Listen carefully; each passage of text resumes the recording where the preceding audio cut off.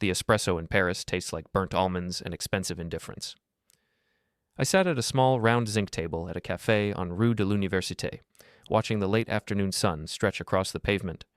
For the first time in 3 years, I wasn't looking at a monitor. I wasn't checking latency spikes or worrying about a server farm in Virginia overheating. I was just a man in a linen jacket, drinking caffeine and listening to the low hum of a city that didn't know I existed. My phone vibrated on the table. The screen displayed a name that usually sent a jolt of cortisol through my system. Arthur Hale. My father-in-law, my boss. The man who owned the air I breathed for 60 hours a week. I let it buzz for 3 seconds before I picked it up. I didn't say hello. I knew Arthur didn't care for pleasantries, especially when he was calling from a time zone 6 hours behind mine. "Xander," he said. His voice was thin, reedy, and vibrating with a specific kind of arrogance he saved for people he considered beneath him. "I'm looking at the Q3 projections. They're soft. The infrastructure overhaul you promised is behind schedule." "The architecture is solid, Arthur," I said, leaning back and watching a woman in a red scarf lock her bicycle to a lamppost. "The delay is in the implementation team. They can't handle the transition to the distributed nodes." "Excuses are for people who don't have equity," Arthur snapped. "I've had a conversation with Mila. We've discussed your future, or rather, the lack of it. I've decided to move in a different direction. Effective immediately, your access is revoked. You're finished, Xander. Don't bother coming into the office when you land. We'll mail your personal items to a P.O. box. I don't want you back at the house, either." I felt a strange, cooling sensation in my chest. It wasn't shock. It wasn't the frantic, hollow feeling of a man losing his livelihood. It was a profound, crystalline sense of relief. It was the feeling of a heavy pack being unbuckled from my shoulders after a 20-mile hike. "You're firing me," I said. It wasn't a question. I actually felt a smile tugging at the corners of my mouth. "In the middle of my first vacation in 3 years, over the phone, while I'm in a different country." "I don't see why geography matters," Arthur said. "You're a line item that no longer balances. Mila agrees. She'll be in touch regarding the legalities of the separation. Goodbye, Xander. Try not to spend too much of your severance on overpriced wine." The call ended with a sharp, digital chirp. I stared at the screen for a moment. Then I started to laugh. It wasn't a manic laugh. It was quiet, rhythmic, and entirely genuine. I set the phone down on the zinc table. I felt lighter than the steam rising from my cup. The irony was so thick it was almost tactile. Arthur thought he had just cut away a parasite. He had no idea he had just severed the only cable holding his entire skyscraper to the ground. He didn't understand the system. He understood the brand, the marketing, and the golf games with venture capitalists, but he didn't understand that the core logic of his company's entire data structure was currently living inside my head and a private server I had built in my basement, a version that was vastly more efficient than the one his team was currently struggling to deploy. Bad news? I looked to my right. The man at the next table was older, perhaps in his late 50s, with silver hair and a suit that cost more than my first car. He was holding a glass of vintage champagne, watching me with an amused, piercing intelligence. "The best news of my life," I said, picking up my coffee. "I just lost everything." The man tilted his head. "You don't look like a man who has lost everything. You look like a man who just found a winning ticket in an old coat pocket." "Perspective is everything," I replied. I signaled the waiter and pointed to the man's glass. "I'll have whatever he's having. Actually, make it a bottle." "A celebration, then," the man said. He shifted his chair slightly toward me. "I'm Julian Vane." The name landed like a heavy stone in a still pond. Julian Vane was the founder of Vane Systems. He was the only person in the industry Arthur Hale truly feared. Vane was the shark that circled Arthur's territory, waiting for a single drop of ink in the water. "Xander Hale," I said. Julian's eyebrows shot up. "Hale? As in Arthur's son-in-law, the architect behind the Pegasus Core?" "Former son-in-law, as of 3 minutes ago," I said. "And former architect. Apparently, I'm a line item that no longer balances." The waiter arrived with the bottle and a second glass. I poured myself a measure and raised it toward Julian. "To being a line item." Julian clinked his glass against mine. The sound was sharp and clear. "Arthur is a man of many talents, but he has always lacked the ability to see the value of the foundation. He cares only for the gold leaf on the roof. If he lets you go, he has made a catastrophic error in judgment." "He thinks the foundation is his," I said, leaning in. "He thinks he owns the blueprints. He doesn't realize I never turned them over. I only gave him the lease." Julian's eyes narrowed. The casual tourist facade vanished, replaced by the predatory focus of a man who had built an empire on the mistakes of others. A lease? On a proprietary architecture? That's a very dangerous game to play with a man like Arthur. It's only dangerous if you lose, I said. I spent the last year watching him treat my wife like a trophy and me like a tool. I knew this day was coming. I just didn't think he'd do it while I was looking at the Eiffel Tower. It's almost poetic. And the software? Julian asked, his voice dropping an octave. The distributed nodes? The latency solution for the Q3 rollout? The version they have is a mess of legacy code and patches, I said, feeling the dry sarcasm color my tone. It'll work for about a month, maybe 6 weeks. Then, as the traffic scales, the dependencies will start to loop. It won't crash. It'll just slow down. It will become so slow it becomes useless, like trying to run a marathon through waist-high molasses. Julian took a slow sip of his champagne. And you have the solution? I have the successor, I corrected. I built it on my own time, on my own hardware. It's cleaner, faster. It doesn't use a single line of Arthur's intellectual property. It's a completely different language, solving the same problem. The street noise seemed to fade away. The clatter of plates and the chatter of passing tourists became a distant blur. There was just me and Julian Vane, sitting at a tiny table in the heart of Paris, discussing the collapse of a multi-billion-dollar firm. Arthur is going to announce the launch of the Pegasus update tomorrow, Julian said. He's been teasing it to the press for months. His stock price is tied directly to its success. I know, I said. I'm the one who gave him the launch date. Julian laughed then, a rich, deep sound that made a few people at nearby tables look over. You're a terrifying man, Xander. You're sitting here drinking champagne while you've essentially planted a timer under your own house. It wasn't my house, I said. It was a cage. I just finally decided to stop maintaining the bars. I thought about Mila. I thought about the way she had been distant for months, the way she tucked her phone away when I entered the room, the way she spoke about her colleague at the PR firm with a brightness she hadn't shown me in years. She thought she was trading up. She thought she was staying with the winning team by siding with her father. She had no idea that she was tethering herself to a sinking ship. What do you want, Xander? Julian asked. The playfulness was gone. This was a business proposition. I want a contract, I said. A clean legal licensing agreement for my new architecture. I want a seat in a room where people understand how a system actually functions, and I want to watch Arthur realize that he fired the only person who knew how to keep the lights on. Julian looked at me for a long time. He was measuring my resolve, looking for any sign of hesitation or regret. He found none. I was as cold as the ice in the bucket beside us. Arthur thinks he's the hunter, Julian whispered. He has no idea he's already in the trap. He doesn't even know the trap exists, I said. He thinks I'm currently wondering how I'm going to pay for my flight home. Are you? I booked a private charter an hour ago, I said, finishing my glass. Using the consultancy fees I've been funneling into a Swiss account for 18 months. I'm not a victim, Julian. I'm an architect. I don't build things that I can't control. Julian stood up and buttoned his jacket. He reached into his pocket and pulled out a heavy, matte black business card. He laid it on the zinc table between us. And call me when you land in New York, he said. My lawyers will have a draft ready. We'll make it a partnership. I think you'll find my terms much more agreeable than your father-in-law's. I'm sure I will. He walked away, disappearing into the crowd of people flowing toward the Seine. I sat there for another hour, watching the sky turn a deep, bruised purple. My phone buzzed again, a text from Mila. I'm sorry it had to be this way, but you were holding me back. Please don't make this difficult. I didn't reply. There was no need. I just watched the bubbles rise in my glass, each one a tiny explosion of air, escaping to the surface and vanishing into nothing. The pressure was building, and I was the only one who knew where the vents were. I stood up, left a generous tip in euros, and started walking toward the taxi stand. My life as Xander Hale, the overworked son-in-law, was over. My life as the man who owned the keys to the kingdom was just beginning. Arthur had wanted to fire me in the most humiliating way possible. He had wanted to strip me of my dignity in a foreign city. Instead, he had given me the one thing I needed most, a reason to stop holding back the tide. As I climbed into the back of the car, I felt a calm, steady rhythm in my pulse. I wasn't angry. Anger is messy. Anger is loud. What I felt was precision. I was going home to dismantle a legacy, one line of code at a time, and I was going to do it all with a smile on my face. The air inside a private jet has a specific synthetic quality, recycled, pressurized, and devoid of the scent of the world below.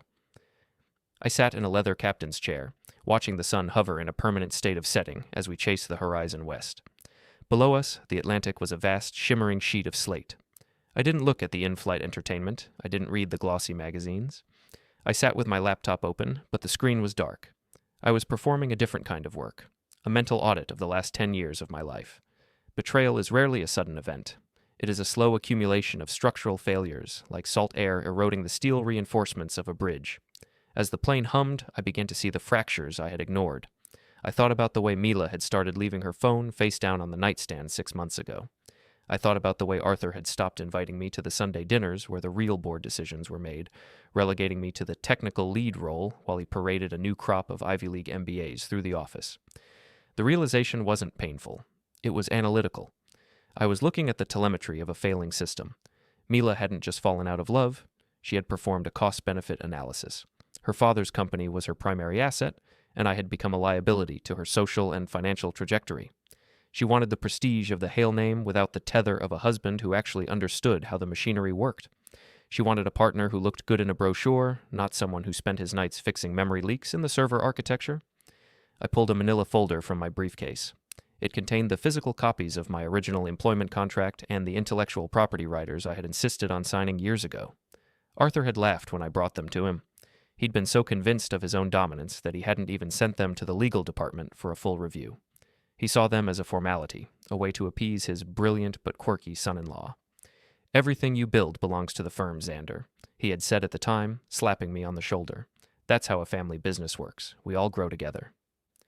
He had missed the fine print. The writer specified that any work performed on hardware not owned or leased by the corporation, outside of standard business hours, and utilizing non-proprietary languages remained the sole property of the creator. At the time, Arthur didn't even know what a non-proprietary language was. To him, code was just a commodity, like electricity or office supplies. He didn't understand that I had built a parallel universe in my basement. The flight attendant offered me a drink. I declined. I needed my mind sharp. I opened my laptop and woke the screen. I logged into a secure, encrypted tunnel that led directly to my home server. The heartbeat of the system was steady. While Arthur's engineers were currently scrambling to patch the Pegasus core for the big launch, my system, the Vera architecture, was purring. It was a masterpiece of distributed logic. It didn't just process data, it anticipated it. It was the difference between a city grid that reacted to a blackout and one that rerouted power before the surge even hit. I began to run a final simulation. If Arthur launched Pegasus tomorrow as planned, the initial surge of user traffic would look like a triumph.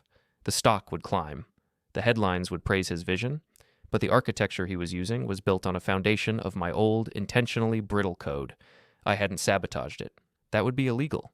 I simply hadn't optimized it for the scale he was now demanding. I had told him a year ago that the core needed a total rebuild. He had told me to stop being a perfectionist and start being a team player. So I had played. I had given him exactly what he asked for. A shiny, unstable product that looked magnificent on the surface but lacked the structural integrity to survive a sustained load. We landed at Teterboro just after midnight. The humidity of the New Jersey coast hit me like a damp towel as I stepped off the plane. I took a car directly to the house in Greenwich, the house Arthur had helped us buy, which really meant he owned the mortgage and used it as a leash. The lights were on in the living room. I walked in, my suitcase trailing behind me on the hardwood floor. Mila was sitting on the white linen sofa, a glass of white wine in her hand. She looked perfect, as always.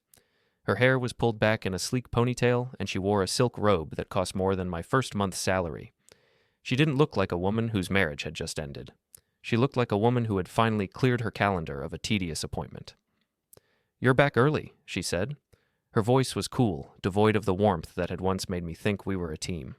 "The trip lost its appeal," I said, setting my bag down. "Your father called?" "I know," he told me. She took a sip of her wine. "It's for the best, Xander. We've been moving in different directions for a long time. You're a builder. You like the basement. I want to be on the roof. I need someone who understands the view." "The view from the roof is very different when the building starts to sway, Mila," I said. I walked over to the sideboard and poured myself a glass of water. "I assume you've already been in touch with a lawyer." "He'll be at the office tomorrow. We can make it a clean break. Arthur is willing to be generous with the severance package, provided you sign the non-compete and the non-disclosure agreements." I turned to look at her.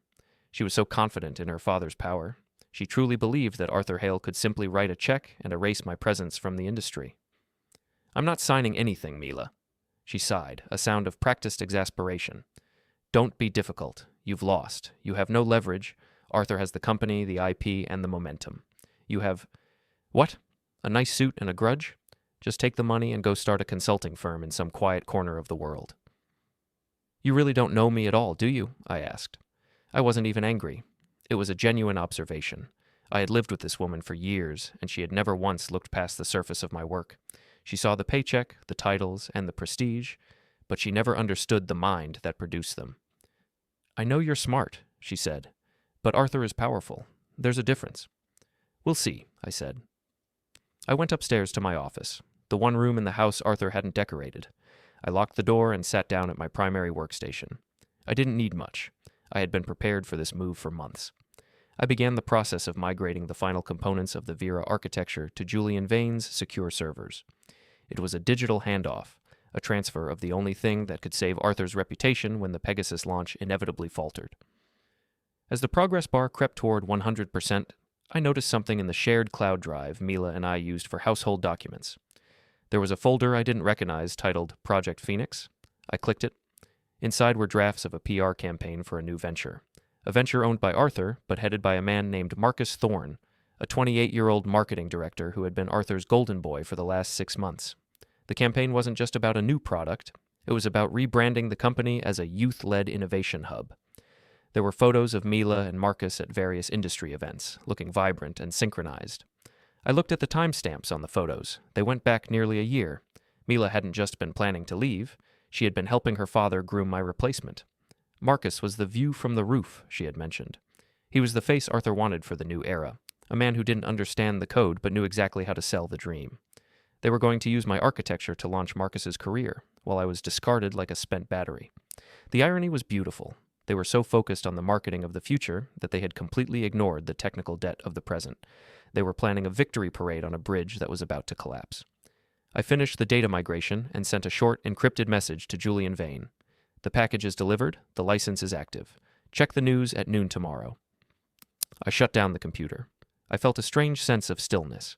I went to the guest room, the room where I would spend my final night in this house, and lay down on the bed. I didn't close my eyes. I watched the shadows of the trees outside dance on the ceiling. I thought about Arthur, probably at his club right now, toasted by his peers for his bold move in trimming the fat from his executive team. I thought about Marcus, dreaming of the fame that would come with the Pegasus launch. And I thought about Mila, already mentally redecorating her life without me. They all thought they were the protagonists of this story. They thought I was a side character, a supporting actor whose role had come to a natural end. They didn't realize that I was the one who had written the script, and I had saved the best lines for the final act. When the morning sun finally broke through the curtains, I felt refreshed. I showered, dressed in a sharp charcoal suit, and packed a single bag with my essentials. I left the folders of our marriage on the bed for Mila to find. As I walked out the front door, I didn't look back. I didn't feel a sense of loss. I felt the sharp, cold clarity of a man who knows exactly what happens when you remove the cornerstone from a structure. The Pegasus launch was scheduled for 10 a.m. By 11 a.m., the first reports of minor technical glitches, which would start to appear on the trade blogs. By noon, the system would begin its slow, inevitable descent into total inertia. And at 1 p.m., Julian Vane would announce a revolutionary new partnership with the architect of the future. I got into my car and started the engine. The dashboard lit up, a clean and functional interface. I pulled out of the driveway, leaving the house and the marriage behind. I was headed into the city, not to save the company, but to witness the results of Arthur's own decisions. He wanted me out of the building. He was about to find out how much it cost to keep the building standing without me. The boardroom of Vane Systems was a cathedral of glass and brushed steel, perched high above the frantic pulse of Midtown Manhattan. It was the physical antithesis of Arthur's office, where Arthur favored mahogany, heavy velvet curtains, and the suffocating air of old money. Julian Vane preferred transparency and light. The table was a single slab of polished obsidian, reflecting the gray morning sky and the sharp silhouettes of 4 lawyers who looked like they hadn't slept, though their suits suggested otherwise. I sat at the far end of the table, my hands resting flat on the cool surface. I was wearing a suit I'd bought in London a year ago, anticipating a moment exactly like this. It was charcoal gray, perfectly tailored, and gave nothing away. Across from me, Julian Vane was reading through a document with the focused intensity of a diamond cutter. The only sound in the room was the occasional soft shuffle of paper and the distant, muffled hum of a city that was about to witness a very expensive mistake. The language is airtight, one of Julian's attorneys said, leaning back and tapping a gold fountain pen against his chin. Since the Vera architecture was developed on non-corporate hardware and uses a logic gate system that predates your employment with Hale Tech, Arthur has no claim to the underlying IP. By firing you without a specific exit audit of your private servers, he essentially waived his right to contest the transition. It's a clean break, Xander. Legally speaking, you are a free agent with a very valuable piece of property. I knew that when I wrote the original contract, I said. My voice was steady, lacking any hint of the adrenaline that usually accompanies a high-stakes gamble. Arthur never looked at the technical definitions. He thought software was a monolith. He didn't realize it's a series of layers, and I only ever let him occupy the top one. Julian looked up from the document, a thin smile playing on his lips. He's currently at the Pierre Hotel, you know. He's hosting a pre-launch breakfast for the analysts. He's telling them that the Pegasus update is the dawn of a new era. He's using your name, or at least your former title, to bolster the credibility of the rollout. He can have the name, I said. He'll need it to attach to the incident reports later this afternoon. Julian turned the final page and signed it with a flourish. He pushed the document across the obsidian table toward me. This makes it official. Vane Systems now holds an exclusive 5-year global license for the Vera architecture. In exchange, you receive a senior partnership, a 10% stake in the subsidiary, and, as you requested, full autonomy over the implementation schedule. I picked up the pen. This was the moment where the gravity of the situation shifted. By signing this, I wasn't just joining a competitor. I was activating a secondary system that would make Arthur's flagship product look like a relic from the 19th century. I felt a calm, rhythmic satisfaction as I traced my name on the parchment. It was the same feeling I got when a complex line of code finally compiled without a single error. "Welcome to the team, Xander," Julian said, standing up and extending a hand. "I believe we have about 3 hours until the Pegasus launch window opens. Would you like to watch the telemetry with us?" "I'd prefer to watch it from the street," I said, shaking his hand. "I want to see the physical world react when the digital one starts to stutter." I left the glass tower and walked toward Rockefeller Center. The air was crisp, smelling of rain and exhaust. I found a small park bench with a view of a large digital billboard that was currently looping an advertisement for Hale Tech. Pegasus, the future of connectivity. Arriving at 10:02 a.m. The graphics were sleek, all blue gradients and soaring white lines. It was Marcus Thorne's handiwork, no doubt. It was a promise of speed, efficiency, and progress. It was a lie built on a foundation of neglected maintenance. At exactly 10:02 a.m., the billboard changed. A countdown reached 0, and the screen exploded into a celebration of corporate branding. Pegasus is live. I pulled my tablet from my bag and logged into the public-facing performance metrics for the Hale Tech network. Most people wouldn't know how to read these charts, but to me, they were as clear as a heart monitor. At 10:05 a.m., the traffic spike hit. It was massive. Millions of users were downloading the update, their devices reaching out to Arthur's servers, demanding the promised speed. For the first 15 minutes, the system held.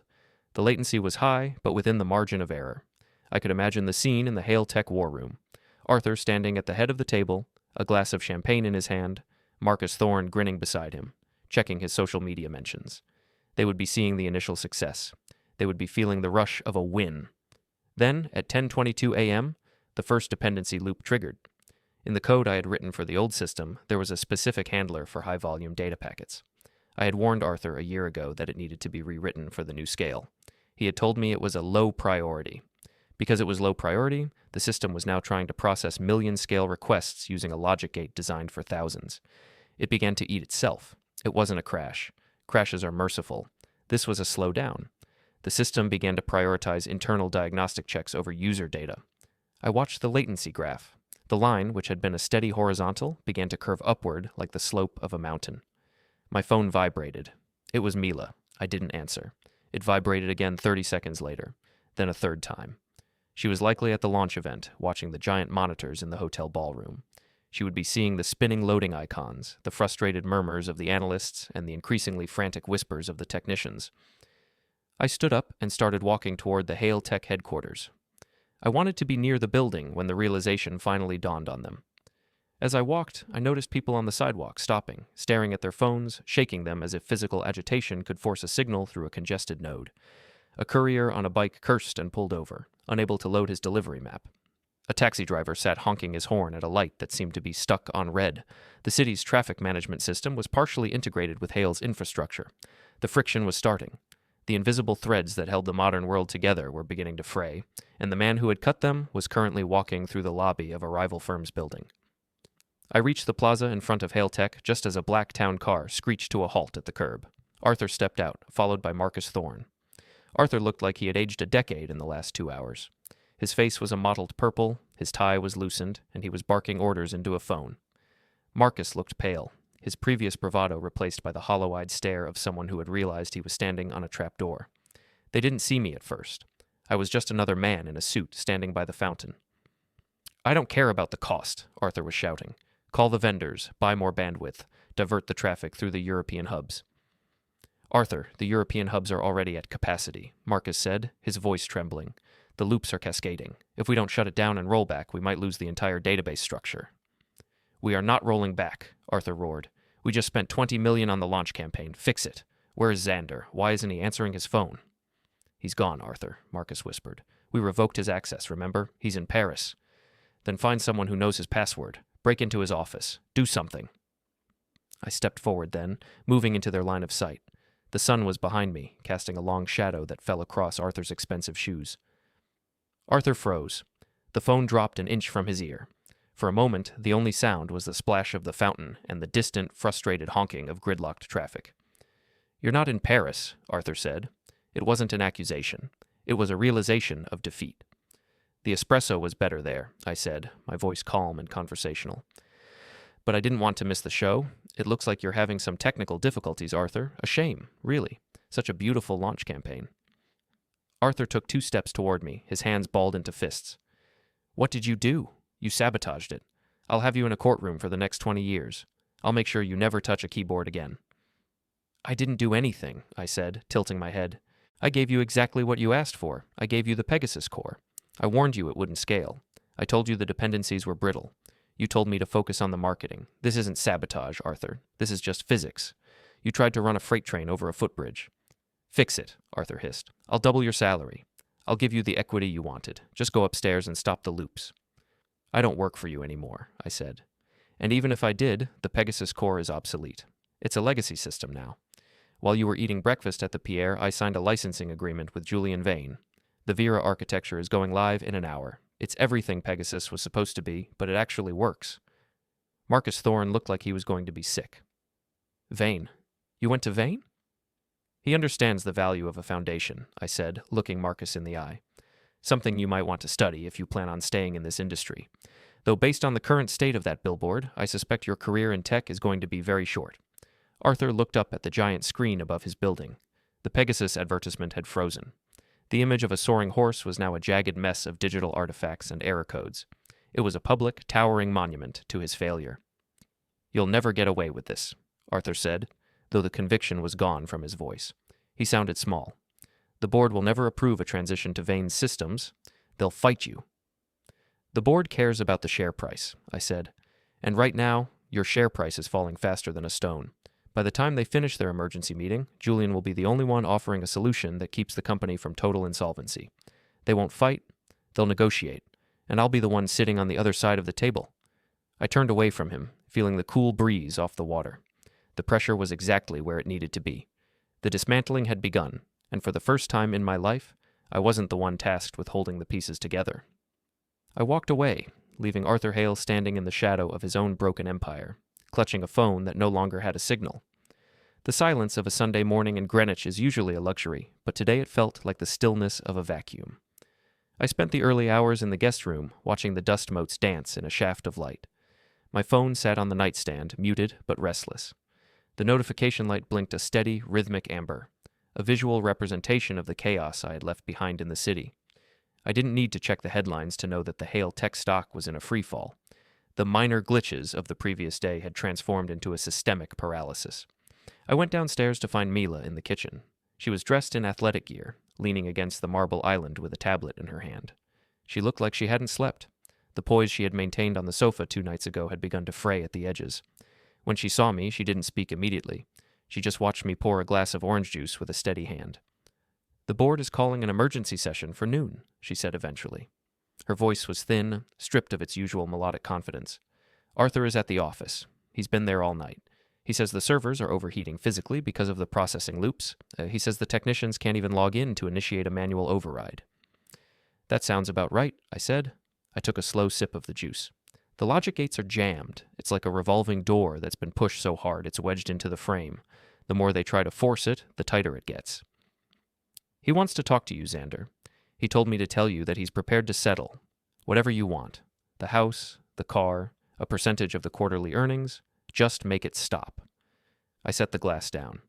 It's not a faucet, Mila. I can't just turn it off. The architecture he insisted on using has a momentum of its own. Even if I wanted to help him, I couldn't. I don't have the keys anymore. I handed them to Julian Vane. Mila walked toward me, her eyes searching mine for some trace of the man she thought she could manage. Why are you doing this? I understand you're angry about the firing, and I know things between us have shifted. But this is the family legacy. This is my future you're burning down.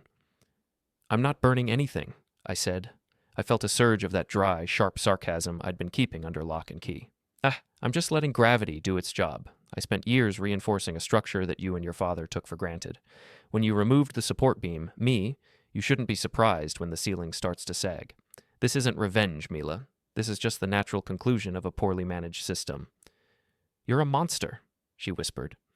No, I said, picking up my car keys. I'm a software architect. I deal in logic and consequences. You and Arthur deal in optics and ego. Today, the logic is winning. I walked out to the garage. I had work to do, physical work. If the digital world was crumbling for Arthur, I wanted to ensure the physical one was equally uncooperative. Arthur's pride and joy was a vintage 1967 Jaguar E-Type, a vehicle he treated with more reverence than his employees. It was currently parked in a private bay at an executive club in Westchester. I knew the manager there. I'd handled their network security for years as a favor to Arthur. I called him as I drove. Frank, I said when he answered. It's Xander. I'm doing an audit of Arthur's insurance and compliance documents. We found a discrepancy in the registration for the Jaguar. Technically, it's currently in violation of the club's fire safety and liability codes regarding vintage fuel systems. I need you to have it towed to a secure holding facility immediately. Xander, are you sure?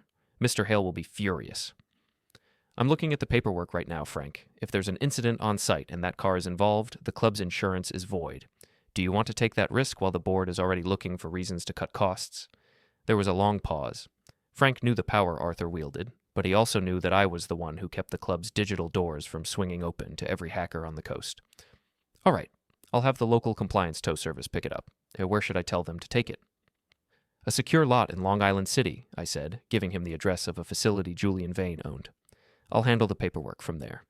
Next, I turned my attention to the Hale Tech Executive Retreat. It was an annual event held at a massive estate in the Berkshires, scheduled to begin on Monday. It was where the Project Phoenix rebrand was supposed to be finalized. I made 3 phone calls to the local municipal inspectors in that county.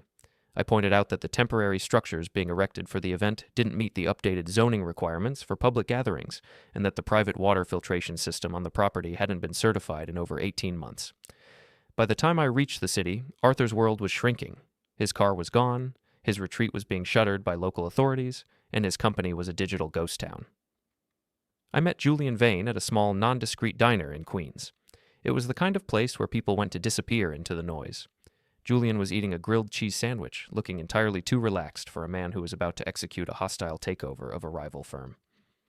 The board reached out an hour ago, Julian said, wiping his mouth with a paper napkin. They're terrified.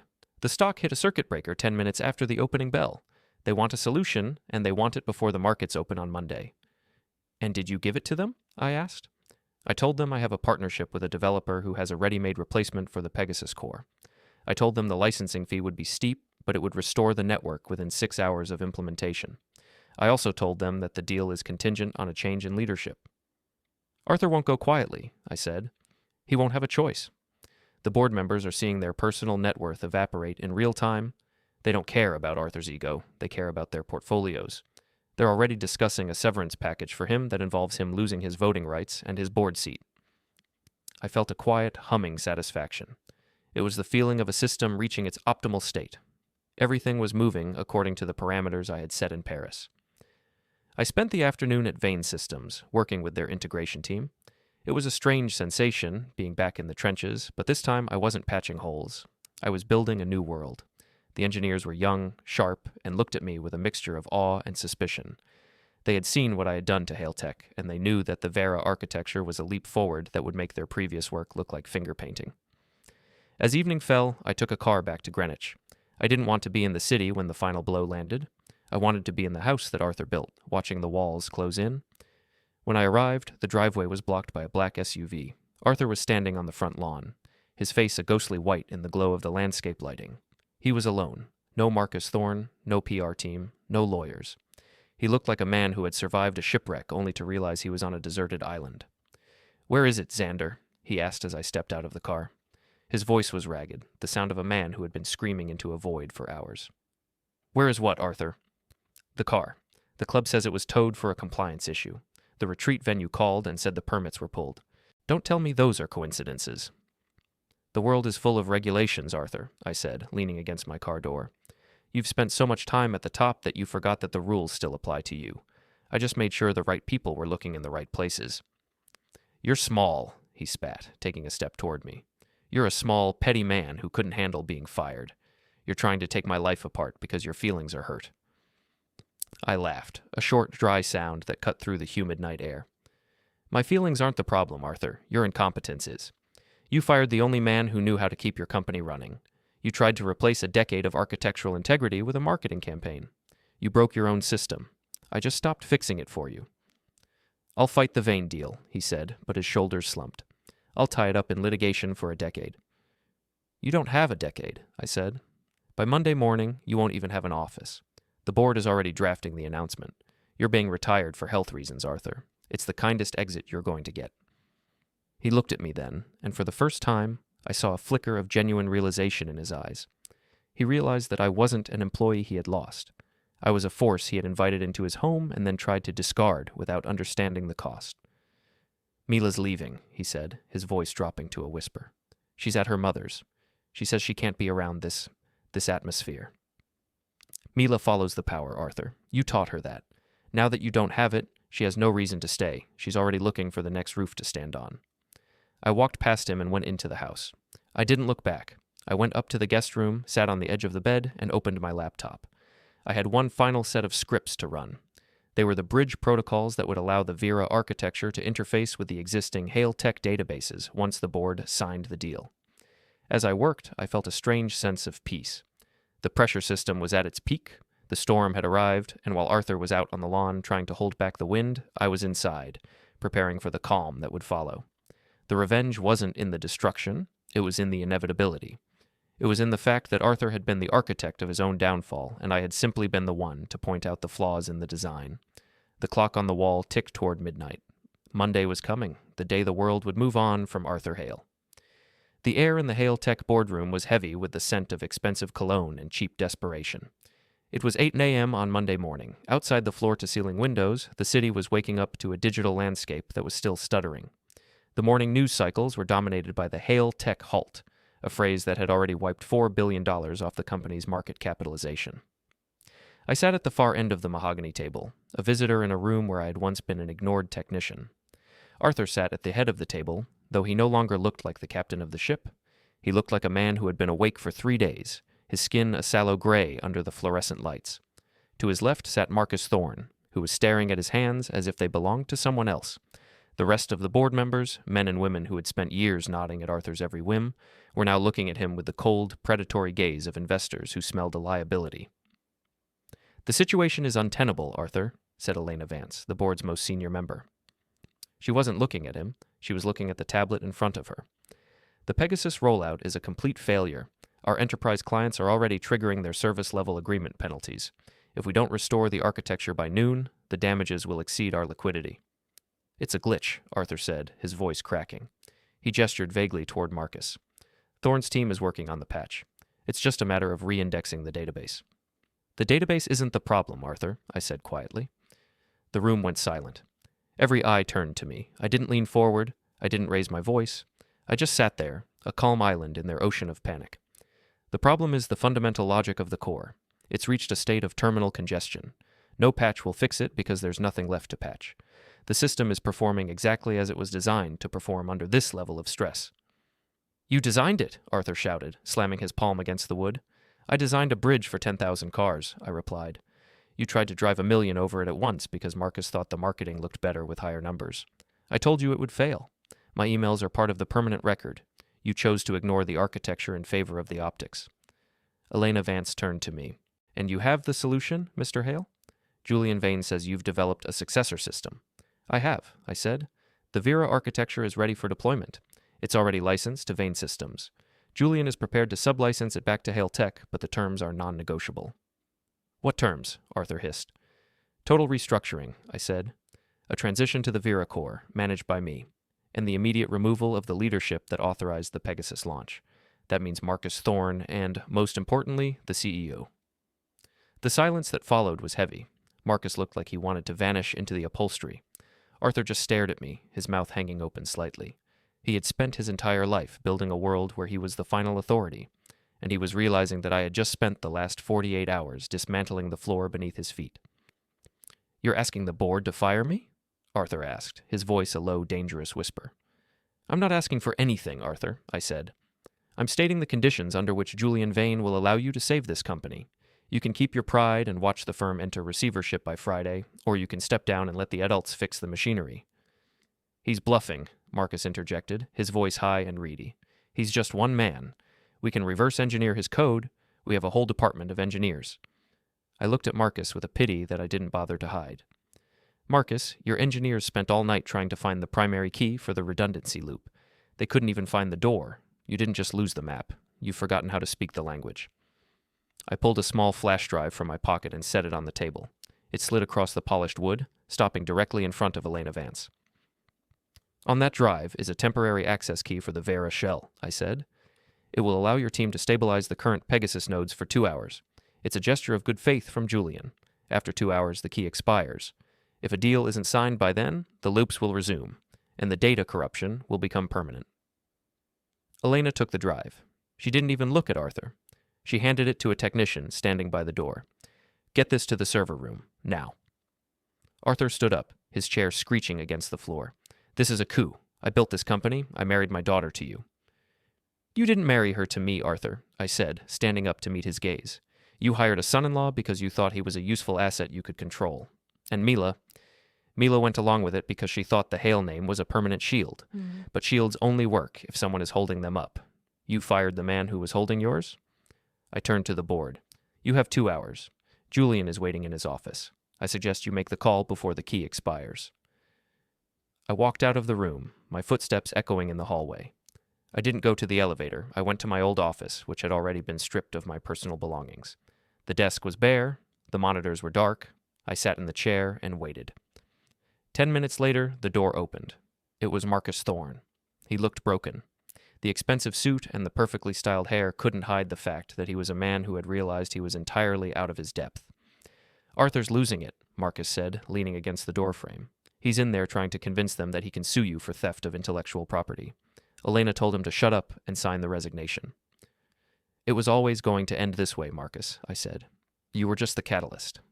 Why did you do it? He asked. You could have just left. You could have gone to Vane and left us to fail on our own. Why the theater? Why the board meeting? Because Arthur needed to see it, I said. He needed to understand that the person he considered the smallest in the room was the only one holding the ceiling up, and I wanted you to see it too. You thought you were the future because you knew how to use a teleprompter. I wanted you to realize that the future is built by the people who understand the physics of the system. Marcus looked at me for a long time. Mila's at the hotel. She's been calling me all morning. She thinks I can fix this. She thinks her father is still in control. Then you should probably call her back and tell her to start packing, I said. The Hale name isn't going to be worth much by the end of the day. He nodded slowly and closed the door. I was alone again. I looked out the window at the city. The traffic below was starting to move again as the temporary key stabilized the municipal grids. The world was returning to order, but it was a new order. At 9:45 a.m., my phone buzzed. It was a message from Julian Vane. The board has signed. Arthur is out. Marcus is out. The Vera integration begins at 10 a.m. Welcome back to the lead, Xander. I didn't feel a rush of triumph. I felt a profound sense of completion. It was like finishing a long, complex proof that had taken years to resolve. The variables were all in their proper places. The equations were balanced. I left the office and walked back toward the boardroom. The atmosphere in the hallway had shifted. People were scurrying around with a new sense of purpose. The panic had been replaced by the frantic energy of a rebuild. When I reached the doors, Arthur was being escorted out by 2 security guards. He wasn't shouting anymore. He looked small and frail, his suit suddenly appearing 2 sizes too large for him. He stopped when he saw me. The guards paused, looking uncomfortable. Arthur looked at me, and for a second, I thought he was going to say something. An apology, a curse, a final plea. But he said nothing. He just looked at me with a hollow, vacant expression, the look of a man who had realized that his entire legacy had been a house of cards and the wind had finally caught it. "Goodbye, Arthur," I said.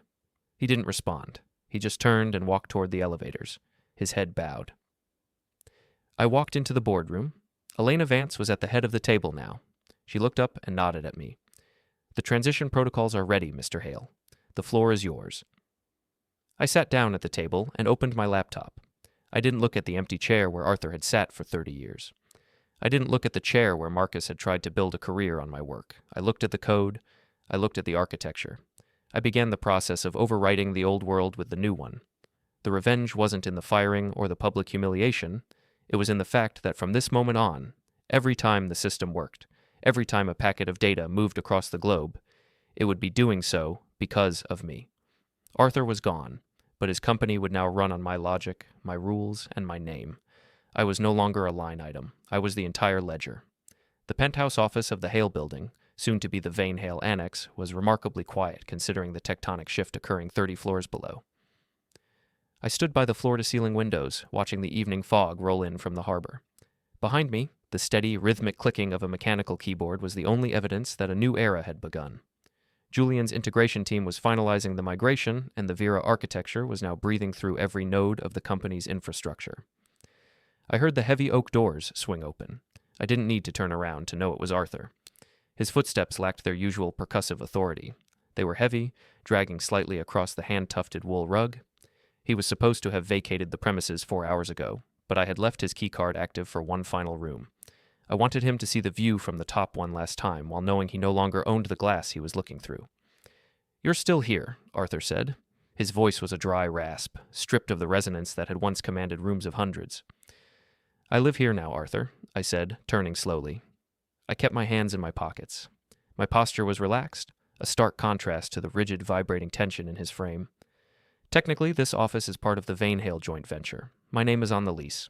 Yours is on a severance check that's currently being processed by a junior clerk in accounting."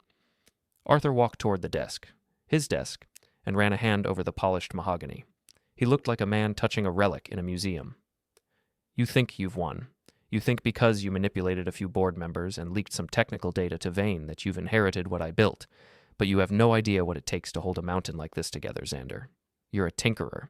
You're a man of small details. You'll be crushed by the weight of the big picture within a year." "The big picture is just an aggregate of small details, Arthur," I said. I walked over to the desk and tapped a button on the control panel. A holographic display projected the global network status. Every node was green. The latency was at an all-time low. The system was more stable than it had been in the history of the firm. "You ignored the details because you thought they were beneath you. You thought the foundation didn't matter as long as the exterior was painted gold. I didn't manipulate anyone. I simply showed them that the gold was covering a collapse. I offered them a structure that actually holds weight."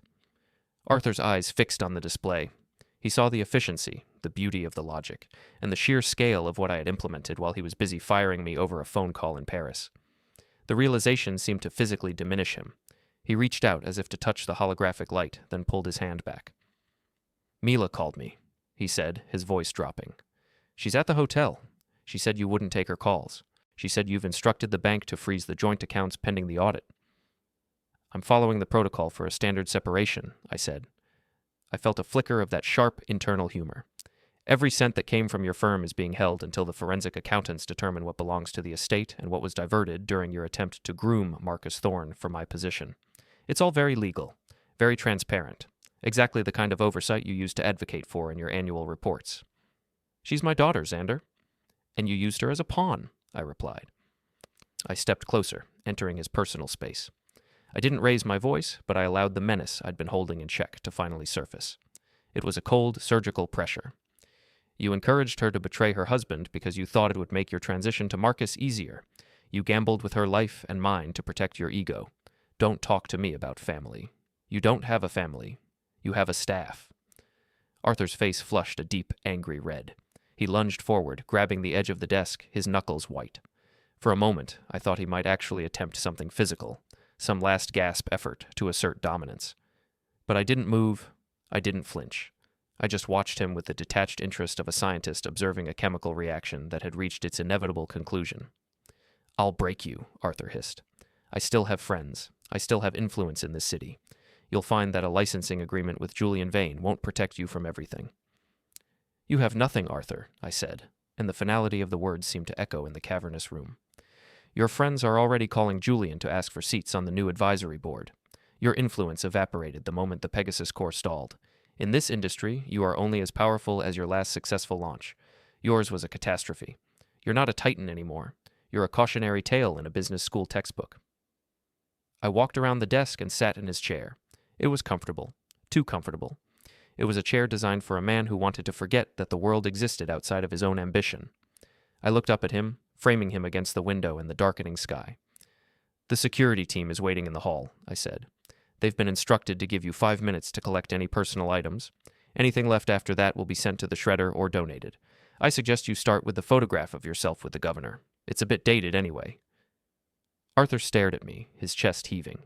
He looked at the chair, then at the holographic display, then back at me. The silence stretched between us, a vast canyon that could never be bridged. He wasn't just losing a job, he was losing the only version of himself he knew how to be. Without a word, he turned. He didn't go to the shelves.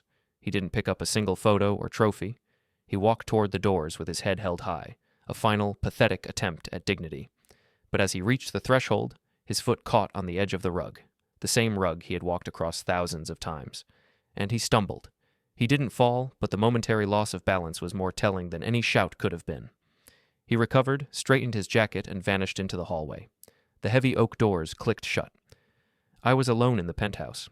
I looked down at the desk.